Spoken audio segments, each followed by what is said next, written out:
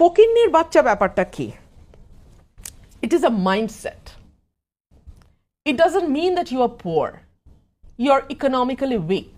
You are financially not stable. No, it doesn't mean that. It means আপনার চিন্তা ভাবনার মধ্যে এখনো খুব নিম্ন স্তরের কিছু ব্যাপার কাজ করে।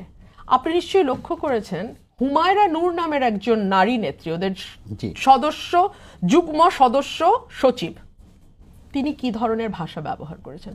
ওই ধরনের ভাষা না স্লাম এরিয়াতে ব্যবহার হয়, খুব রেগুলার বেসিসে হয়। এই জন্য ওদেরকে ফকিন্নি কেউ বলে, কেউ কাচরা বলে, কেউ বস্তি বলে, বিকজ ওরা যেই ভাষায় পলিটিক্সটা করে, ওরা যেই ভাষায় স্লোগানটা দেয়, ওরা যেই ভাষায় প্রতিপক্ষকে আক্রমণ করে, ওরা যে ভাষায় প্রতিদ্বন্দ্বীকে ফ্রেম করে, সেটা বস্তি ভাষার সঙ্গে খুব ভালো যায়।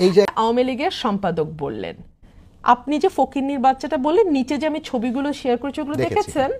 ওগুলো কি ইন্ডিকেট করে? কে ছিল আওয়ামী লীগের সম্পাদক? না, তারা অস্বীকার করে নাই, তারা সবসময় বলেছে যে তো এখন ঢিলটি মারলে পাটকেলটি আপনাকে খেতে হবে।